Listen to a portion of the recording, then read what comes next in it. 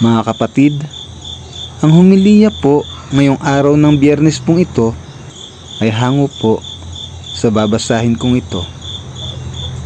Juan, Kapitulo 6, versikulo 52 hanggang 59. Dahil dito'y nagkaroon ng mainitang pagtatalo-talo ang mga Hudyo.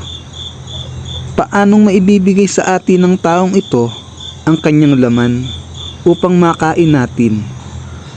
Sinabi ni Jesus, "Pakatandaan ninyo, malibang kainin ninyo ang laman ng anak ng tao at inumin ang kanyang dugo, hindi kayo magkakaroon ng buhay.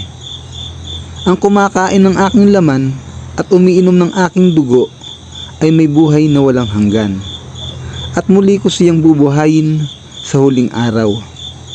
Sapagkat ang aking laman ay tunay na pagkain at ang aking dugo ay tunay na inumin. Ang kumakain ng aking laman at umiinom ng aking dugo ay nananatili sa akin, at ako naman sa kanya. Buhay ang Ama na nagsugo sa akin, at ako'y nabubuhay dahil sa kanya. Gayon din naman, ang sino mang kumain sa akin ay mabubuhay dahil sa akin. Ito ang tinapay na bumaba sa langit.